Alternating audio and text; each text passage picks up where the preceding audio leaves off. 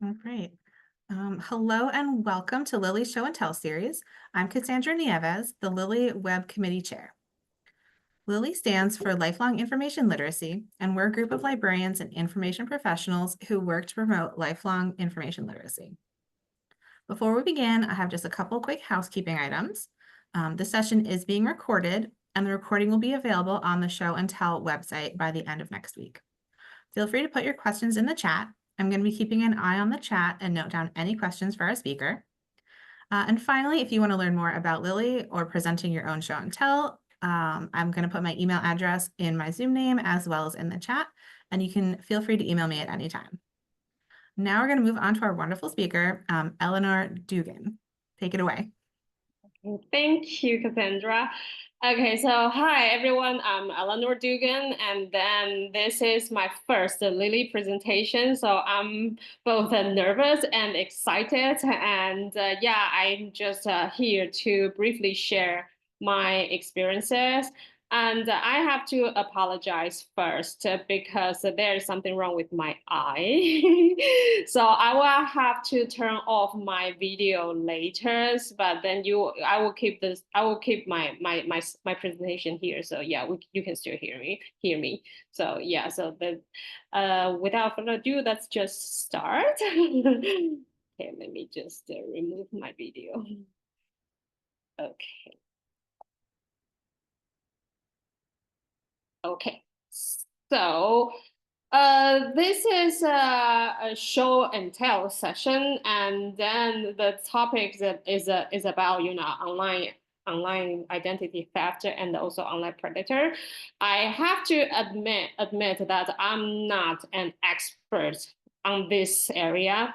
Um, most of my knowledge that come from the workshop that I attended or the trainings I attended from school, and the things that I'm sharing today are mostly from my personal research and also some personal and painful experiences. My hope is to bring awareness of the dangers of online predators and the identity theft in the digital age. So let's just start. And this is me.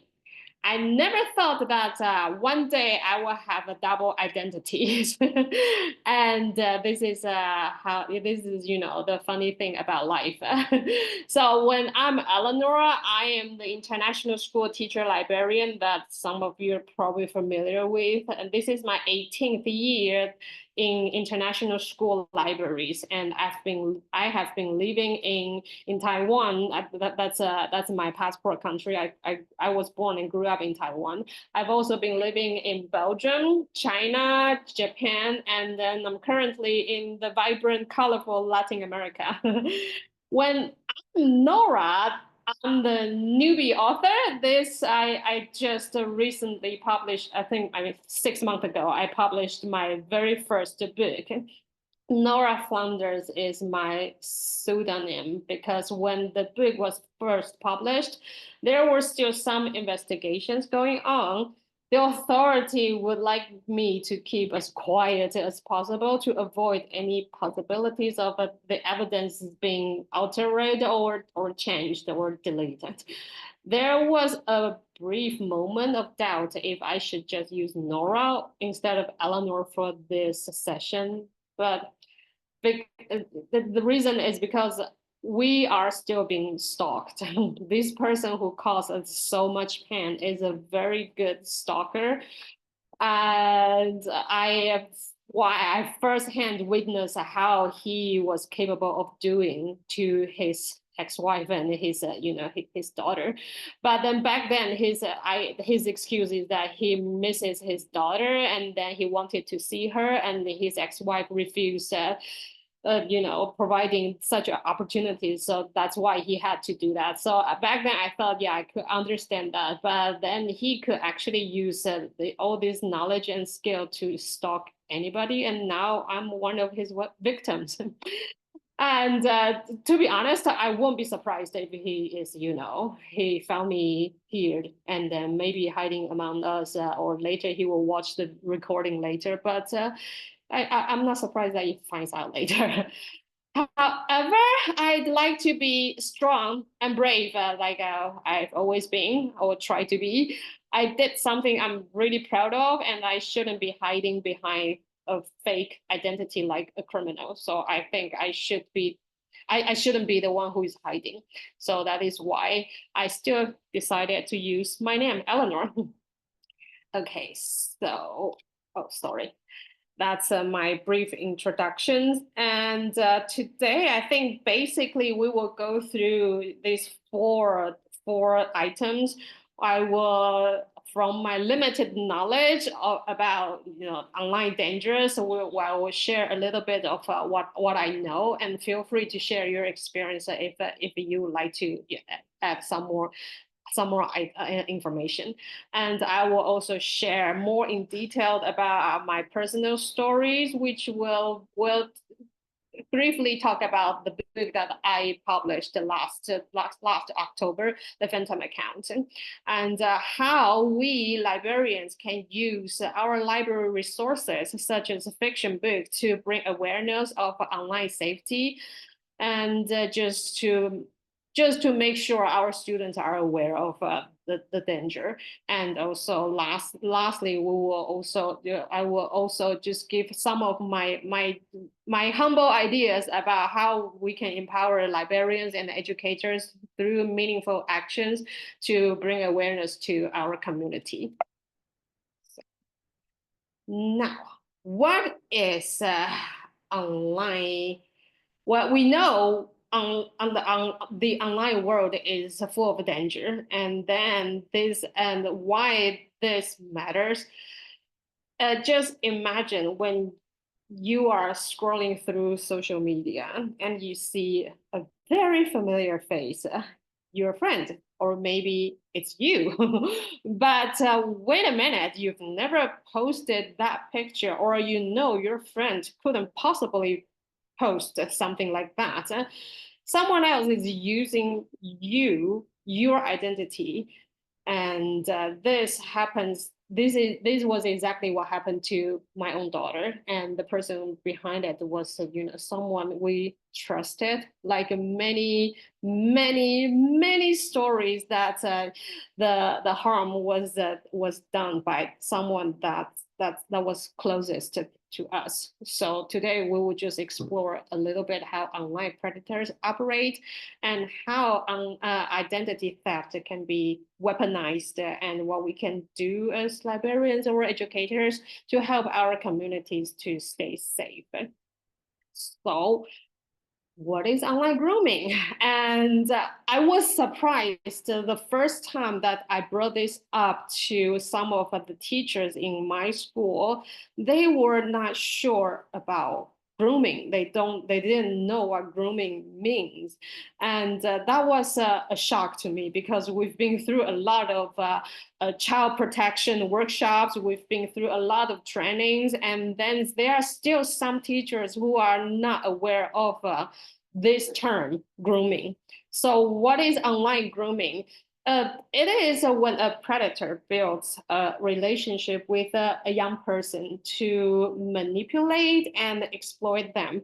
They don't start by asking for inappropriate photos or personal details immediately. They are smart. They are patient. And because we keep telling our students, do not share your personal information. All those important information is private to you only, and then you should never share anything, outside yourself, your parents, and maybe sometimes your teacher, if it's like a schoolwork. So no, they wouldn't ask those things right away. They know that they are going to scare children away. They are going to scare young people away.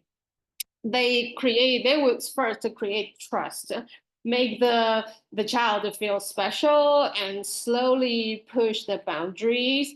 Predators use social media and gaming platforms and even school-based apps to find victims. And the goal is to control. And unfortunately, it's easier than ever. And the stages of grooming, it started with the target of the victim. The predators will look for vulnerabilities. Is this child lonely? Is this child seeking validation? Does he or she post publicly? Things like that. There are a lot of qualifications predators are looking into. And then once they target the victim, the next stage is to gain their trust. They will compliment them. Oh, how wonderful you are! This is something you did today in school. That is awesome. Can you share some more information about that? And then through friendly chat, they will slowly gain this child's trust, and sometimes even they will give them like small gifts, just to to make them feel they're special, to make them happy. And next stage will be isolation. Don't tell your parents that they won't understand things like that. Or why bother discussing this with your friends? They are not me. They didn't go through the same thing like we did. So no, they wouldn't understand. They will start to use strategies like this to isolate the target.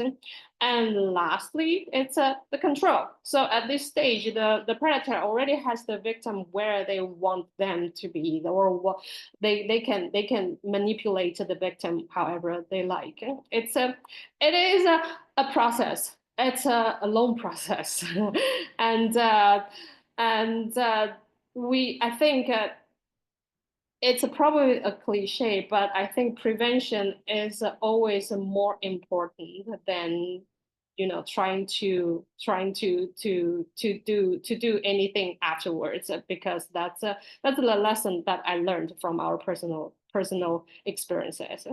So excuse me. And that is why we need to teach our students, how to recognize the warning signs before it's too late, and maybe showing some more caring, some cares toward students as well. So I will we will start with this video about how this there are thousands of cases just like this happening right now. It's unbelievably shocking how many and how often it is happening. And then let's just watch this video first. And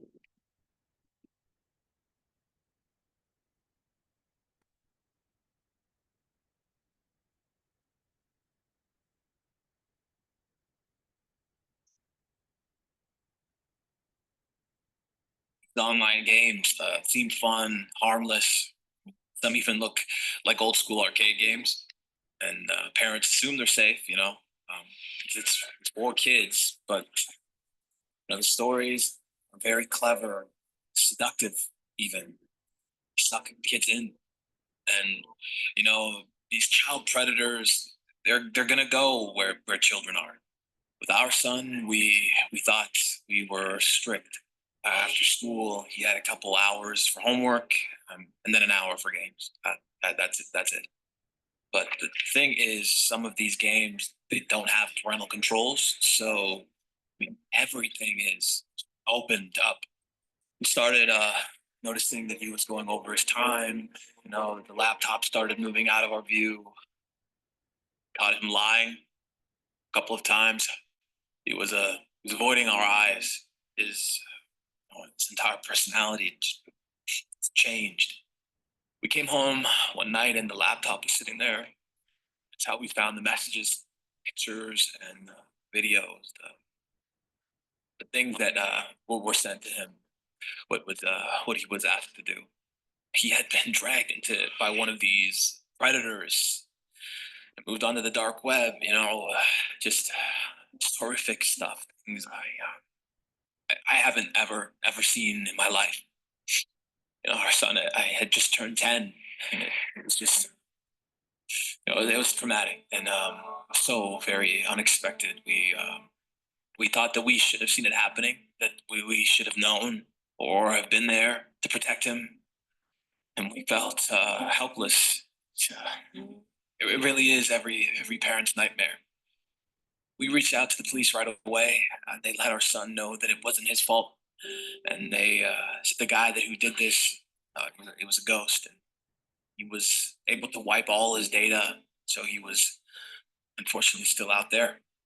You know, kids these days are looking for an escape to another world, and they meet people, and they think that this person is nice to me online, so he has to be my friend. But we need to tell kids that this isn't true. That these people are strangers and they can be dangerous. If I had it my way, these games, these apps that are supposedly just for fun, they're cesspools, right? They should be shut down.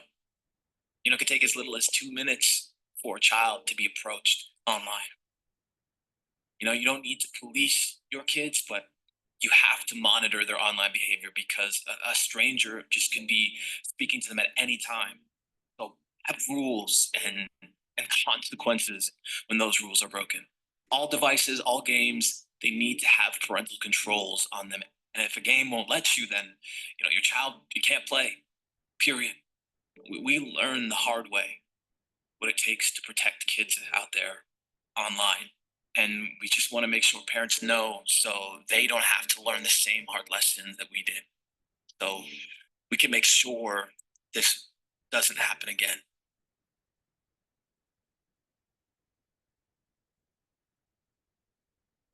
Okay, so I hope you can all watch that clearly and hear that clearly. And just one moment, I need to go back to my screen. Okay, let me try again.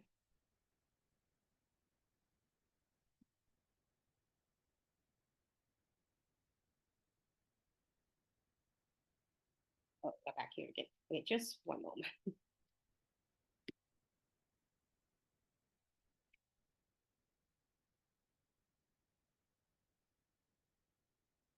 Not able to. Okay, that's don't panic. Don't panic.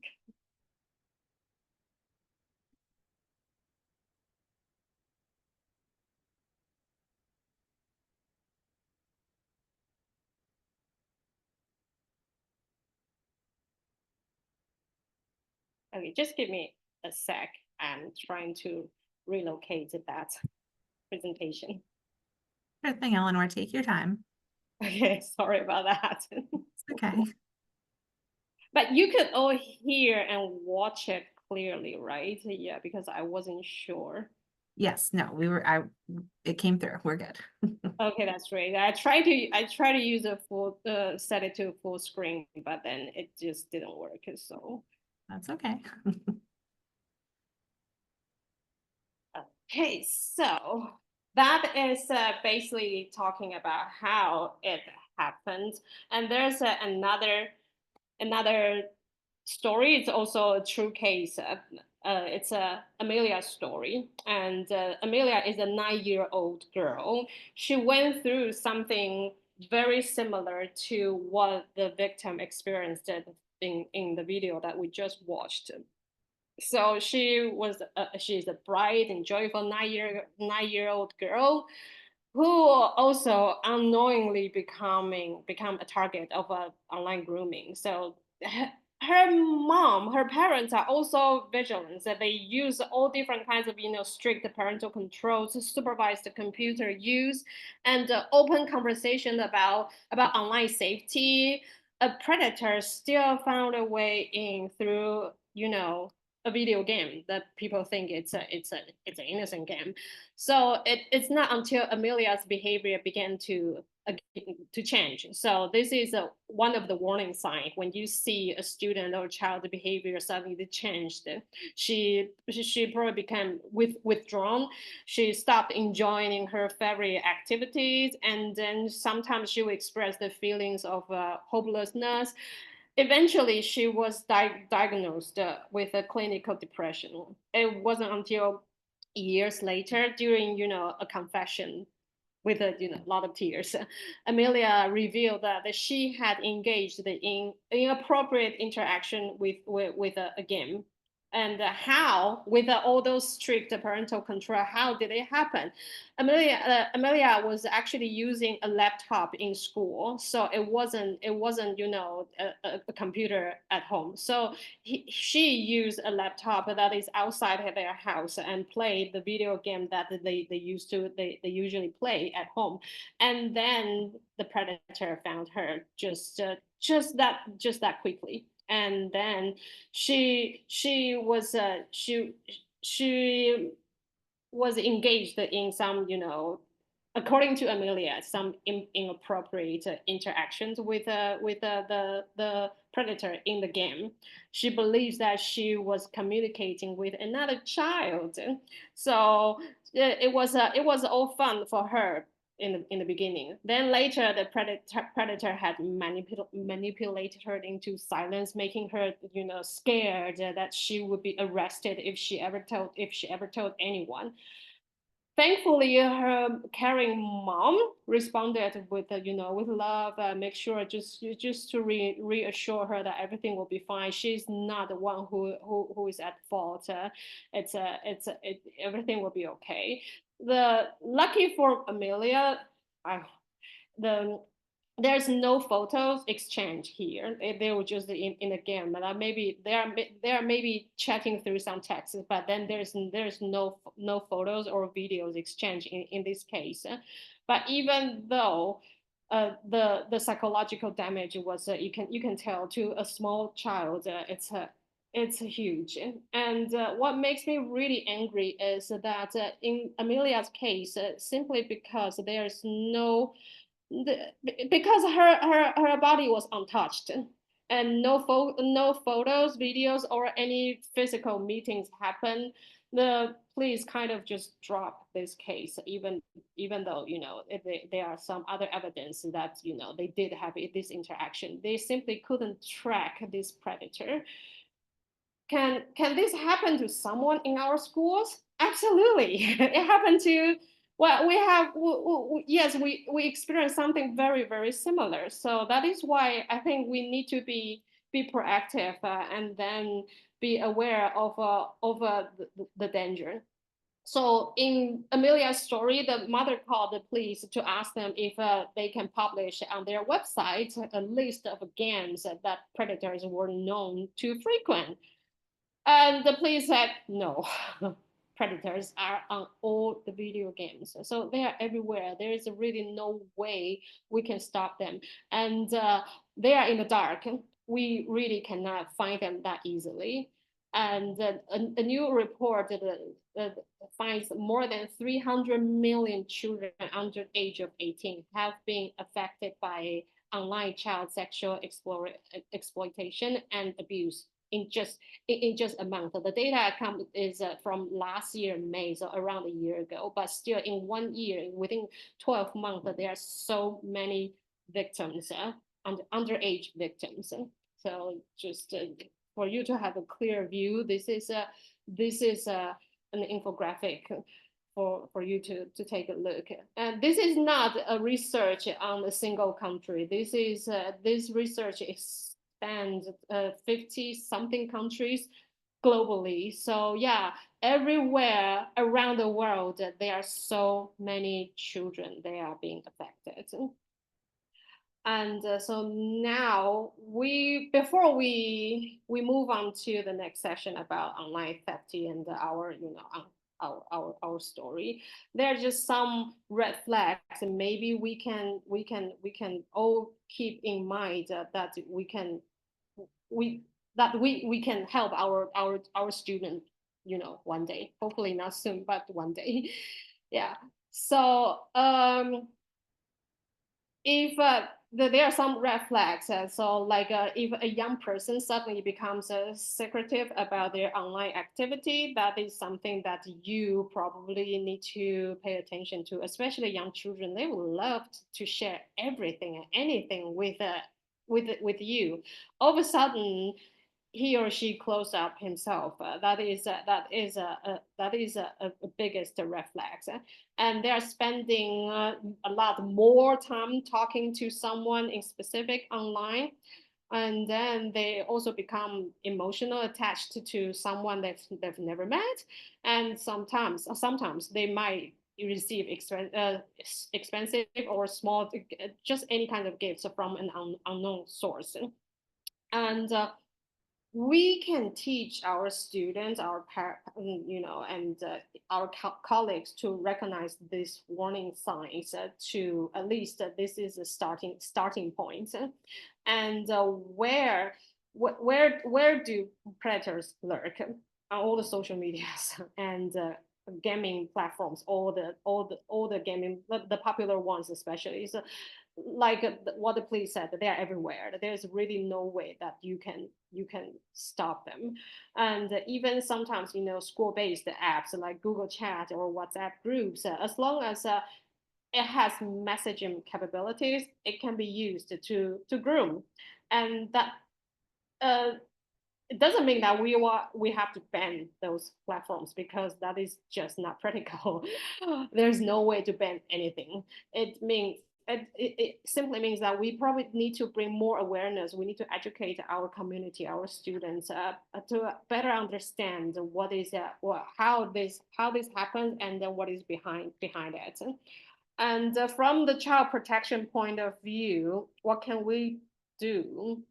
Well, the laws vary from the states to states, countries to country, but there, from my personal experience, what we tried is to use some reporting channels, such as cyber tip line, or take it down. This is a website that if you report that, if you have nude photos in particular, that we will ask them to take it down. Yeah, so I don't know if they only deal with the naked photo, the nude photos, because when we reported some time ago, I think more than a year ago, nothing happened.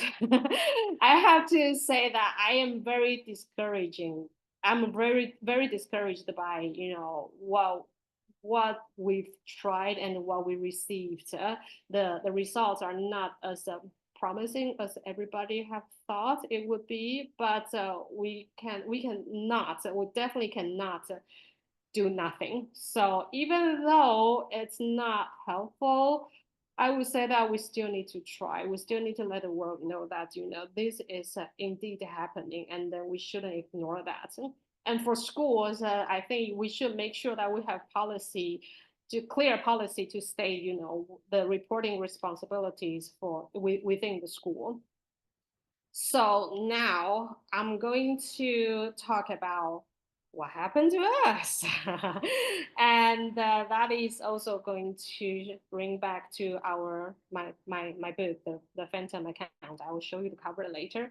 I wrote this book because my daughter's experience, what she experienced, was something no one should go through. Writing the book was a kind of a healing process for me, but more importantly, I hope this will become a way to educate others. And someone we trusted used her photos, her name, her whole identity, revealed her personal information, and created an entirely fake online life. This isn't just about revenge, really. I keep when I try to report this, when I try to tell people this, and I was just so worried, because that person is my ex-husband, and then that we were in separation, and then the divorce was underway. Everybody can foresee that, but I was just so afraid that people would just brush me off gently, saying that don't worry about that. This is probably domestic affair. I'm sure no harm done, but that is not true. It's a when someone did something wrong, that is wrong. Doesn't matter what the intention behind it is. So yeah, I feel like this is about control, about ruining our reputation, and sometimes he can probably use it to blackmail us. And the reason why I write this is that I feel like fiction has a power to make difficult topics approachable. We are all librarians here, so we understand how fiction works. And it allows young people to see these dangers in action and think hopefully critically about their own online habits. So this I have a whole evidence document and Google folder that I back up in different places just in case something, some technical issue happened. And so this is what happened, starting with a fake account. Whenever my daughter changes anything, the fake account will follow suit, just change, just copy and paste the name, the nickname, and then also the photos. And so make it try to confuse my daughter's friends, which one is a real one, which one is a fake one. I have to admit that I'm not full of imagination. I've always wanted to write a book. I've always wanted to publish my first book, but I thought it should be a picture book. This book it's basically all about recording what happened. So this is yeah, how everything started with this account. And so yeah, this person, we didn't know who this person was. Just cloned my daughter's social media account and changed it whenever she did some changes. And this fake account also started to follow my daughter's friends from school and even some old friends from her previous school. We first thought it was a prank from some students. And I was even joking that my daughter has a fan club and just try to light up her mood. And that was before I saw what was posted. Some of her friends later shared with us the photos that were being posted. They are all being photoshopped with my daughter's face, just her face, but the body is not hers. And this person posted things that happened in school around us, making people believe that this person is around us. And we later learned that he stole the photos from my Facebook. Back then I only had 70 Facebook friends, and then the reason why I limited, I narrowed down this to this number is because I know I will post a lot of our life, and I only want close friends and family to know about this. And so even this, I'm being so careful, and still someone we trusted stole our photo and then did something to hurt us like this. So he made us believe that this person is around us. And our school was paying close attention to all the students, especially those who are close to my daughter. We still believe it's one of the students. The principal told us to be patient because this person will be bolder, and one day he or she will slip and be caught. And he was indeed later bolder, and he was uncovered as well, but he was never caught. And so yeah, even though we know where he was back then, which school he was working, no, he wasn't caught. But in case you're wondering, no, this man is not my daughter's biological father. Thank God. So yeah, anyways, this is the evidence folder that I have. And this I later just share this with all the authorities. If they need anything, I'll just share this whole complete folder with them, and also the school leaders if they would like to know, what is going on. So yeah, this is the folder. So how we find out that's him, because I only have 70. Back then, I only have 70 Facebook friends. Now I'm down to 40. So it's really easy to find out, who might be the person behind it. And then this person is trying to get all the information about, my daughter's friends, and then what is happening in school. And this person could use this to pretend to be another teenager, and then try to befriend with other people. At this stage, we still thought this is just something my ex-husband do to hurt her, to get, but they are just evidences that we found that it's more concerning. Yeah, it's a and I would like to stress on why this is a concern and even a child protection issue, because this person is a school teacher. I believe he is still teaching because that's what he is doing for the past 2-3 decades maybe. So yeah, he is a school teacher that spends a lot of time with school aged children. And then for a teacher, for adult, he impersonates a teenager and not just follow and be followed by by teenagers. And there was actually a student reported to us that they were exchanging some messages.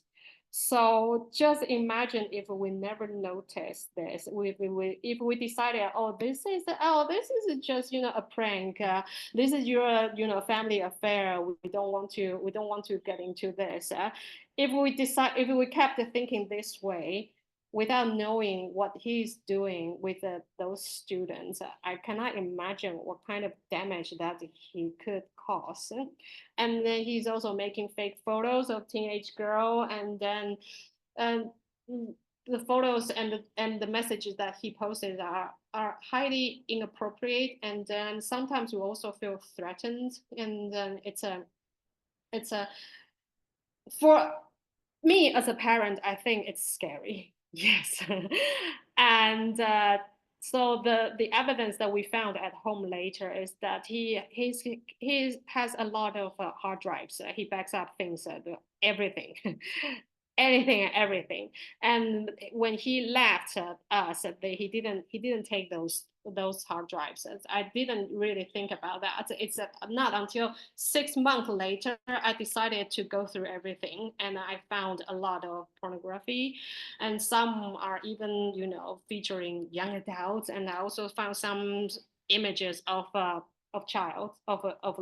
girls, school age girls. They are not nude photos, but still, when you put everything together, when you connect all the dots, then I realized how serious it was.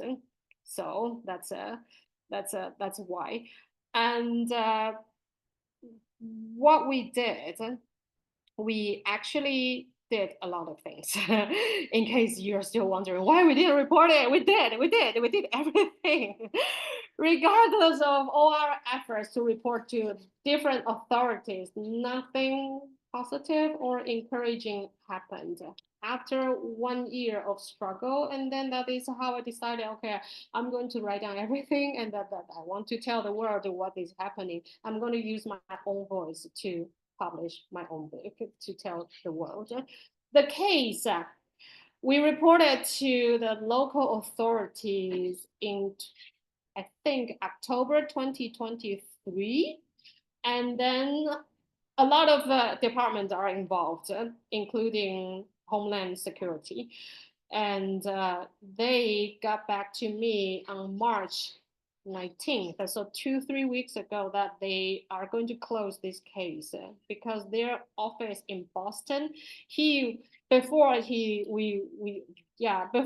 disappeared, his last school was in Boston. That is why the police in Boston was involved. They told me that they cannot locate him. And I was just shocked. If you cannot locate one single person, how can we count on you to help us in other things? But anyway, they say that I couldn't locate it, and then the case will be closed. But if he is identified in the future, a record of this will be known. So now we're just hoping that we know that all the criminals, the predators, they don't just do this. Is not one-time thing. They will keep doing that. So now we're just hoping that he will sleep one day, and which is just not a very satisfying, and that's not it's not reassuring. Yeah, so these are the reporting channels that we tried. So this is the book. My world was upside down, and but a book was born. It's about a high school girl who discovered a fake Instagram account that impersonated her, posting Photoshop the photos that we talked about with the earlier. And she was trying to figure out the person behind everything. She uncovered the dark world of online predators. So this is the book cover, and the QR codes will take you to the Instagram account of the book and not a fake account. And also the Goodreads page. So if you have time later after this session, if you have time, if you have a Kindle Unlimited, this book currently is still available on Kindle Unlimited. I would appreciate your feedback and leave a review to me if it, on Goodreads or on Amazon, if if it's okay with you, because I really would like to know how how you think. This is an ultra short book, and the target readers are upper primary school students to high school students, so preteens, teens, and young adults. All the most of our students can read it, and I like as many students to read it as possible, because I think the message that I'm trying to say is important, and because from a teacher and also from a librarian's point of view, we have a lot of reluctant readers. This book is ultra short, and the language is very student friendly. Even reluctant readers would enjoy it, and yeah. So this is just a little bit of information of this book. It's Kindle Unlimited for free. If you don't have Kindle Unlimited, it's $2.99 for an ebook and $3.99 for paperback. So this is the book. And this is the book that I recently read. We are running out of time, so I think I will just skip this one. Basically, I feel like this is what we go through. A lot of women, especially, experience online violence, but nobody is talking about it, or when we talk about it, nobody is listening because they thought we are fragile, we're just sensitive, we're whiners. This is no big deal, tough up. But the truth is, we should talk about it. We should talk about it as loud as possible, and then tell as many people as possible. A lot of times bad things happen is because people don't talk about it, and then that is why we have victims every day. And I will also skip this one because I think we probably do this already. So now I'm just going to, hopefully I will be able to do the last two parts. We librarians are in a very unique position to teach digital literacy. And I think this book, The Phantom Account, is a very good tool about, but how we can use it. It's not just this book. We have a lot of books that we can use to promote the digital citizenship.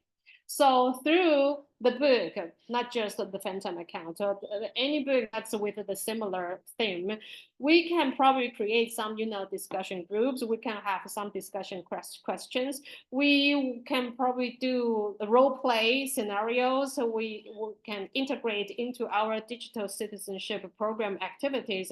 If your school is doing digital citizenship week, this can be one of the activities that we can do. And then hopefully that we will be able to connect the fiction to real world consequences, to promote, to help them build up their critical thinking skills, to understand the red flags, to analyze the situations, and then to open up more discussions and the conversation on this.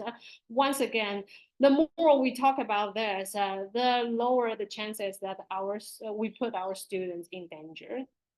And we should also involve more than just the students. Though we should involve the whole community to be part of it.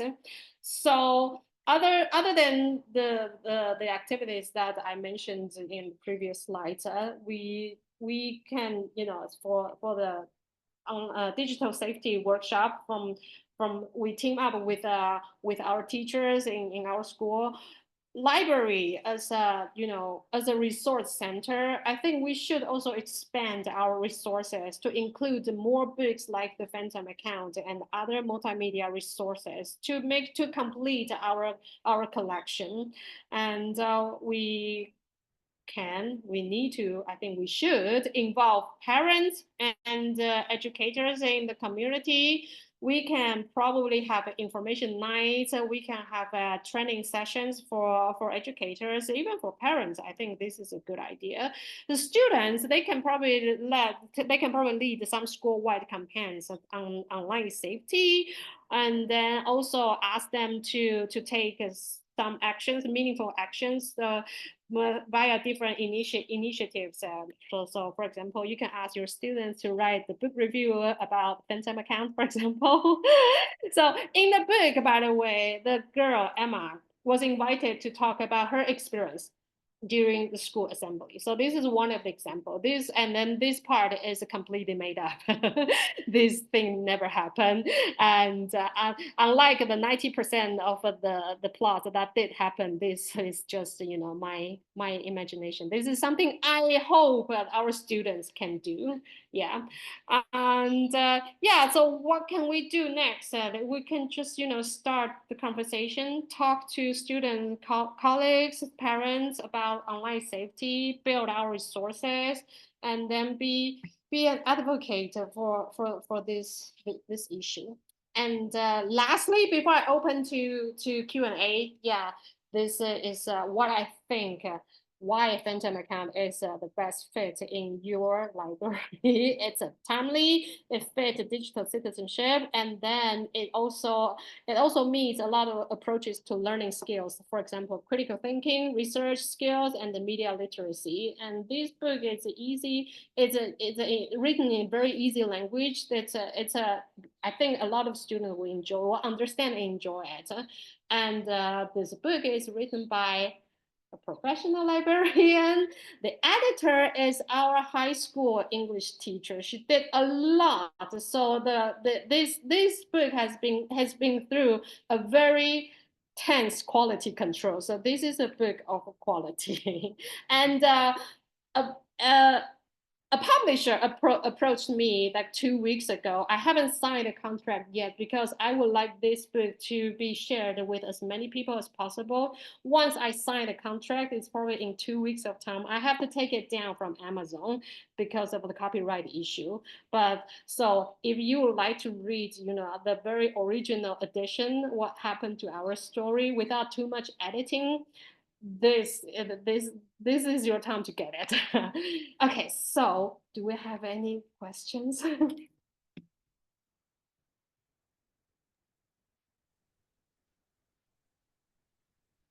Great, thank you. If anyone would like to unmute themselves and ask a question, you're also welcome to type it into the chat. I'll give everyone a minute or so to see if there's anything that comes through. Let's see. So, Eleanor, have you been able to integrate those like digital safety workshops you mentioned at the end into like your school life, whether it was to students, parents, or like fellow educators? Actually, yes, I have a digital citizenship lessons that's integrated into my library curriculum. So it's not necessarily this book. That is what I mean. That we actually have plenty resources we have in our library that can be used to do digital citizenship lessons. So, for example, there's a book I recently used for our grade 4 students. It is called The Technology Tale by Julia Cook. It is talking about your online activity, how your online activity affect your personal life. So basically, it is talking about we all have our digital tale that's attached to our back, and that tale tells people what kind of person you are online. So if you post some harmful message online that make people upset, and you will get a bruise or a hole or a scratch on your tail. But instead, if you post something positive, that you use your ability to help other people online, that will give your tail a gift. And then a lot of the students will ask me, but how do I know what my online, digital tail looks like. Then I told them that now online in the digital world, there's nothing you can hide. People can easily Google your name or your nickname. Sometimes they only need to use a few different keywords, different combination. They can actually find your online activity. You are grateful now. You probably don't think oh, it's going to affect other people, and I can just delete it later. But there are also people screenshot your message, and this message will stay there until they delete it. How can you be sure this message will be gone once you delete it forever? Nothing will disappear. Everything stays online. And then later, when you want to apply for high school or university, or even when you are looking for a job, your school or your future employer will look into those information. That is your digital tail, and then they will know what kind of person you are, and then they will decide to take you or not as their student or their employee. So this is one of the examples that I use, to integrate books and my library lesson to do digital citizenship. Thank you. We do have one more in the chat here. What do you mean about a ghost when speaking of the predator? Ghost. Or can you, well, I'm not sure. Are you talking about the book title, The Phantom?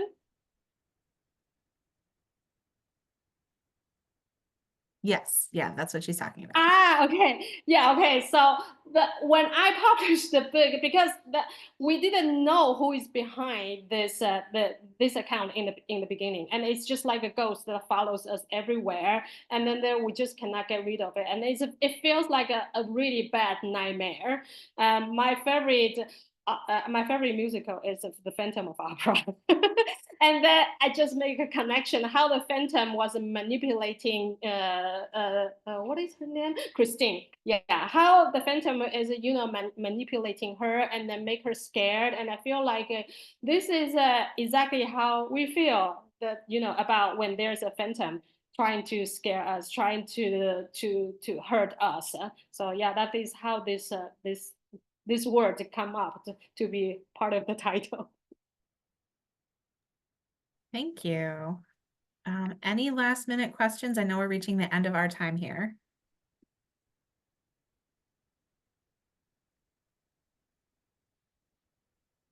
I'm just reading the comments from here.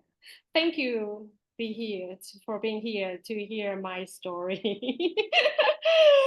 And again, this is my first time doing a Lily presentation, and I didn't know what to expect. So yeah, this is. I hope. Yeah, I share something useful with you all, and any feedback is welcome. Well, thank you so much. If there's no more questions, we can finish up for today. Again, thank you so much, Eleanor. The presentation was fantastic. We really appreciate you. Thank you so much. Yeah, I hope I'll be back again soon. Sounds great. All right. Thank you, everyone. I'm going to end the recording.